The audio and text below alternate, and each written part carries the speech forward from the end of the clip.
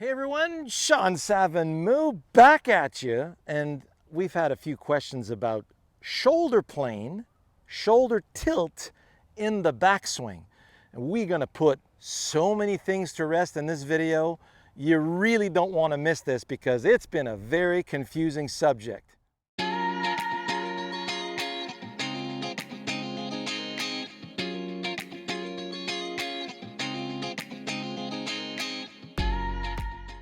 And of course, before we start, we would just love for you to be a part of Wisdom in Golf, so please subscribe to the channel. Leave a comment or question down below and give us a thumbs up. Also hit that bell so you don't miss any videos. Again, I'm the one with the mic. Now, Moo, as our resident kinesiologist, Yeah. and we're so lucky to have your expertise on this.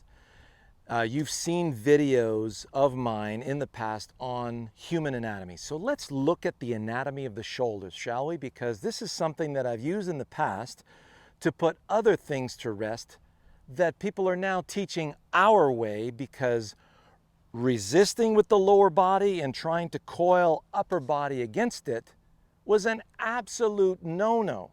And we taught that for way too long, and we injured way too many people. Now, to reiterate, and of course, I have you as a sounding board and as someone who's going to validate what I'm saying. Right. You have a clavicle, Yeah. you have a scapula, Right. and that's sitting on top of the rib cage. Correct. And that sucker, those suckers, are strapped in through all kinds of muscle groups. You got the anterior deltoid, posterior deltoid, right? Yeah. And you got your rhomboids back here. Trapezius. Trapezius. Yeah. So all that is to strap the frame of the shoulders to the rib cage, Correct. so that now your arm has something really solid to swing under. Right. The ball socket joint is where you have 360 degrees worth of range of motion. Right. But in actual fact, the shoulders have about 20 degrees of range individually, don't they? Yeah. Yeah. And cool. and then if you take your grip, Yeah. how much range of motion do you think you have now? Maybe 5 degrees? Yeah. Pretty small range of motion. So now everything is connected with you in front, and I see so many of you trying to, I gotta make sure my shoulders are pointing at the ball, or I gotta make sure that I don't raise up out of here. Yeah. And you're going to see a lot of opinions and theories based on something that really isn't there, isn't real. So really, we got to know the anatomy of the shoulders first, Correct. and then we got to see what the human movement patterns are all about, right? Yeah. So if, let's say, you're going to stand right here like you're going to swing toward the camera. Okay. Okay? Yeah. Good. Put your club on the ground. Okay. Yep. Put this in your left hand. All right. All right.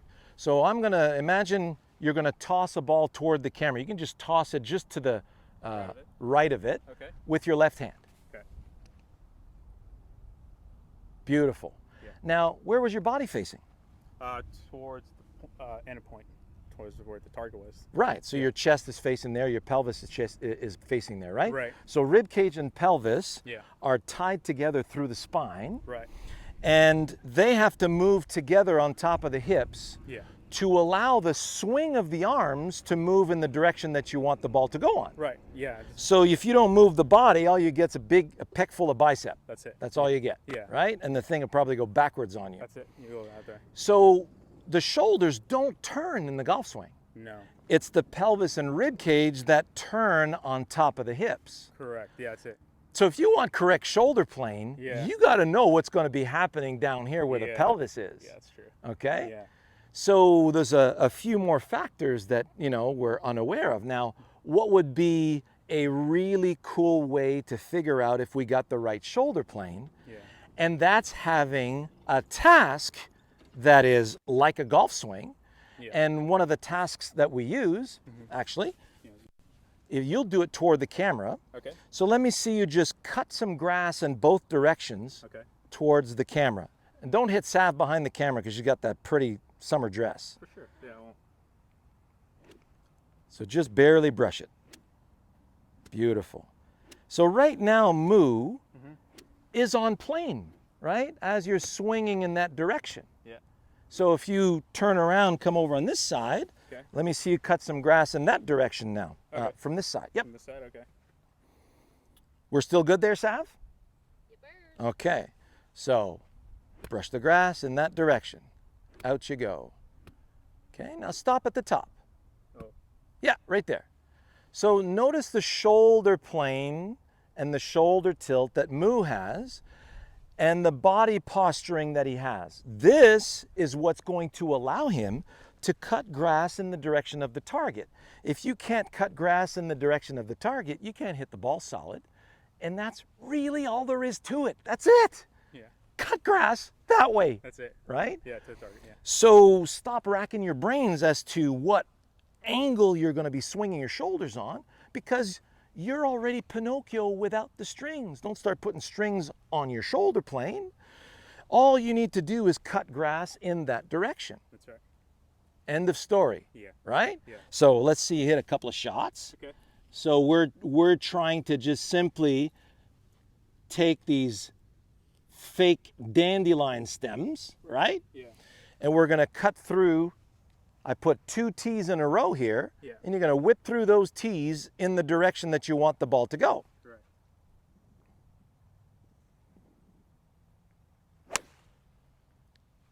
Gorgeous. That's thin to win. That's thin to it. Yeah. Very good. Thank you. So if we look at that swing and stop action and look at how the backswing is transpiring, what actually happens, and a good way to see that is if I had a hammer in my hands and I wanted to hammer a nail into a door frame. So I got a door frame here in front of me, and I'm going to hammer that nail into the door frame. Yeah. Notice I'm not going to come this way. No.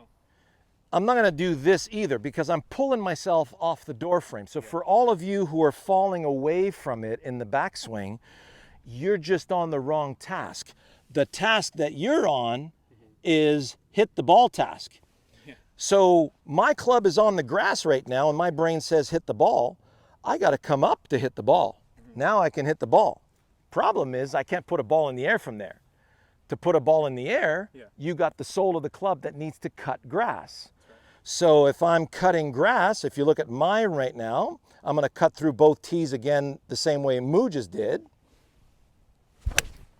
Nice. Okay?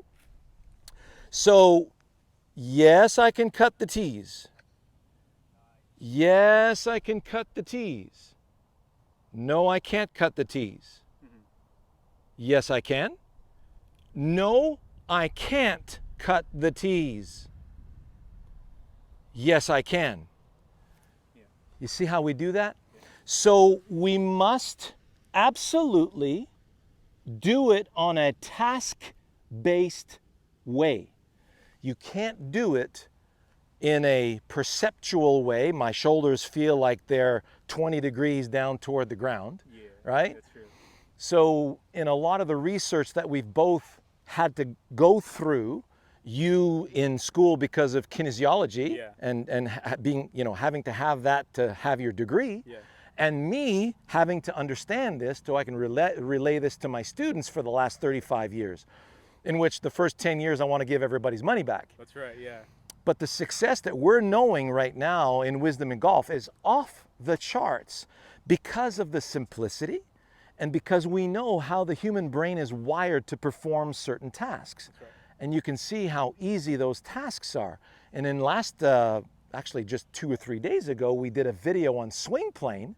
And if you look at Sav right now, we'll bring Sav up here and you'll notice that her shoulder plane is a little bit different than ours because of her posture and the way that her arms are moving through impact. Right. All right, so Sav, come on in.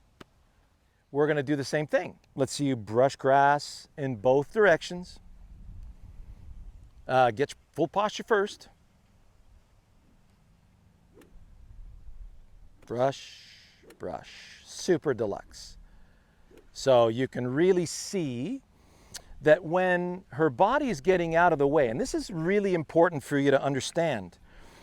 If I were to swing my arm in your direction like a windmill, let's say that's my lawnmower, and I'm just going to cut grass in your direction. So you notice the club is basically going to cut grass right underneath my shoulder socket. You can see that right there. Am I still on screen, Moo?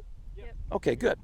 So if I were to swing towards you, Sav, I get to the end of my rope, the club has to go up in the air, isn't it? So go ahead and set up. You're getting ready to deliver through those 2 tees in that direction. Okay? So notice Sav has a lot more of that one plane look to her setup. And now go to the top of the backswing and stop. So for you right now, does it feel like you can cut through both tees? Yep. Now, are you off balance? No. Go to the top and stop. Hold that position. I know it's hard. Okay.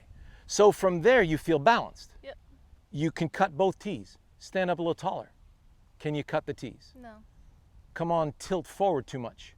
So if she was to follow some of that advice that we see out there about tilting the shoulders Ow. forward, That hurts. out, right? That's out. Yeah. Forget about it. No. It hurts, you said. Yeah. It just doesn't fit your anatomy. No. And didn't it feel like you're going to stick the club in the ground? So sound familiar, right? So all I want you to do is just whip through both tees in that direction. So the direction and the task. Good, nice miss. Gorgeous. Now that felt like really solid contact, didn't it? Yeah. So the only way that you can perform the task with your anatomy, go ahead and set up to both tees. Let's see you get way too far from the ball. You can get through both tees, but you'll have to fall on your face to do it, Yeah. right? And if you don't fall on your face, you can't get to the tees. Yeah. Get way too close. So now you got no room to get through the tees. Yeah. Get to the right distance now. So that's the right distance for your machine, right? And if you were to bend forward more, take your setup. If you're going to bring the hands down here and bend forward more, does that feel more or less powerful to you? Way less. Way less to you. Yeah. And that's interesting, right? Because for me, it feels more powerful Yeah. for my particular anatomy. But who's going to argue with you? Yeah. I mean, at 5'6" and 125 pounds, you're driving the ball consistently between 280 and 300 yards. So as far as the power package is concerned, you're really efficient compared to the average, Yeah. right? So we don't want to touch that. No. And that's what it's all about, you guys. So what we're doing is we're sending those 2 tees out into the direction of the target. Do you want to do it with me? Sure. So you're all set? Tell me when you're ready. 3, 2, 1, go. Sending the tees to the target. We should do Right? A ball. Huh? We should do a ball. You want to do a ball? Okay. Ready? Yep. 3, 2, 1, go. Hey.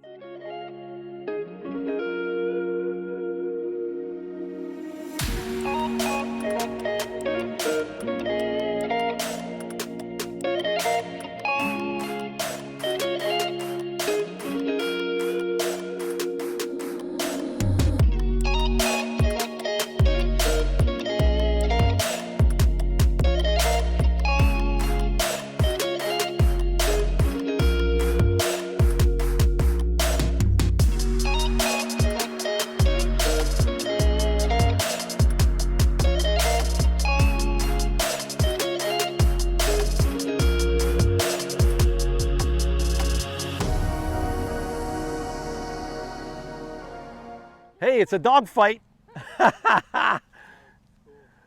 Oh my goodness. The 2 golf balls just squared up in the air and hey, I think we're going to see yours cross mine. In the air. Could be. So I hope you guys enjoyed that. And while we're doing that, you'll see it in stop action. Little bit different. What's best for you? Have a task to target and you'll find out what's best for you right away. Thanks, Sav.